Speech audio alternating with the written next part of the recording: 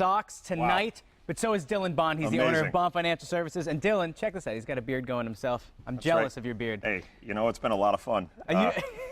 We started this at the office back when they clinched the playoff berth, and it's taken on a presence of its own. It's been a lot of fun with our clients. It's been a lot of fun just talking about it on TV every week, and we're in the World Series, so we can't touch it now. I think you're single-handedly responsible for the Red Sox going to the World Series. Yeah, George tells me it's not me. I believe it is me. It might be you. But at the end of the day, I'm not touching anything until we win the World Series in 6 games. And for the next couple weeks, we should probably change the sign to say Beard Financial Services. Beard Financial Services. I feel like we have to. But today we're going to talk a little bit about life insurance. And this financial expert, he recently said a lot of people think the stock market is scary, but the real scary thing is getting married and having children. And I think a lot of people at home, and me the first time I read it, kind of rubbed the wrong way by that. But it's true because people know the risks of the financial markets, but they don't necessarily know the risks of kind of dying if you're married or if you have children. Yeah, I mean, life insurance has different phases of life, but the fact of the matter is, if you're young,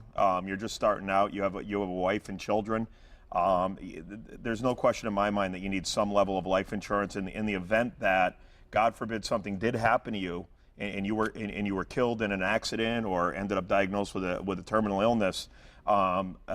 Just imagine putting yourself or your family in a position where you're no longer earning the income, and they need to continue going on from there. It's just a scary thing to think about. Now, we've been talking for a long time now, but life insurance is still one of those things that I don't really get. You see all those ads on TV and in the paper, get life insurance, and you can get X amount for X amount of dollars. Right. How do you know how much you need? What do I need versus how much you might need? Yeah, well, there's basically 2 types of life insurance. There's term insurance, which is what I call renting insurance. It's good for a certain period of time, then it goes away. And then there's permanent insurance that so long as you pay the premium and you maintain the cash value in that policy, it will last as long as you do. So it depends on what you can afford. Usually what I talk to people, if somebody's young and ask me, what should I do? If you can't afford to put a lot of money into life insurance now, buy a term policy that you can convert to later, okay? Because a lot of term policies you can convert to permanent insurance at a later date when you're doing better at work, you're making more money and you have more cash flow to put away. Because one thing that I tell a lot of people is if I could go back and do one thing different is I'd buy permanent life insurance as early as I possibly could afford it. And really what you're looking to do is not buy the most death benefit for the least amount of money. Because the death benefit is the solid amount of money that when you die, on that day, you get that lump sum. Well, you don't. You're dead. But your beneficiaries do get it. Well, they can fight over it. And it's tax-free. Right. But if you think about it, the cost of insurance based on your health rating and your age really isn't going to change that much. So if you're putting the least amount of money in for the most amount of insurance, then you're just covering that cost of insurance. But imagine if you put as much as you can in, okay, for the least amount of death benefit to meet your needs. All that additional money will go into that policy and the cash value can accumulate. And there's different ways to accumulate. There's whole life that pays fixed interest. There's variable life that is invested in mutual fund type investments. Again, that's a little bit more risky and you really need to understand how that works. And then there's indexed UL, which is the cash value is linked to a market index.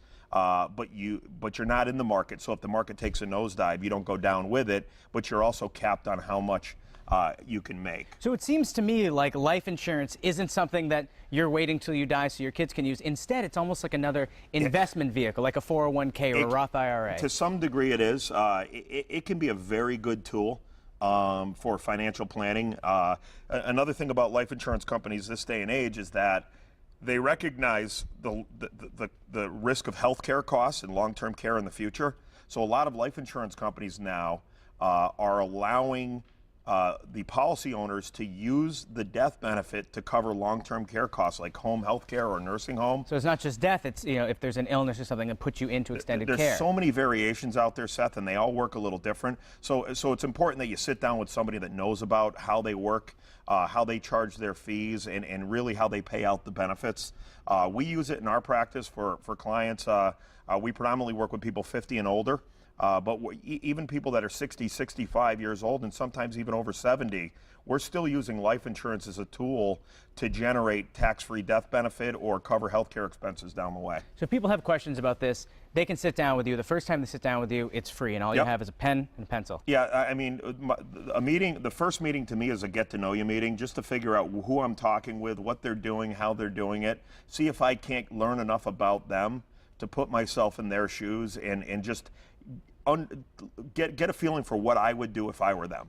Dylan, go Red Sox. Go Red Sox in 6. In Red Sox, that's your prediction. That's my prediction. I'm going Red Sox in 7. Wow. I like the drama. Wow. What can I say? Hey, and you can visit bondfinancialservices.net for some great Red Sox talk, or you can give them a call, 413-754-4747. Just let Dylan and his staff take the steps to secure your financial future.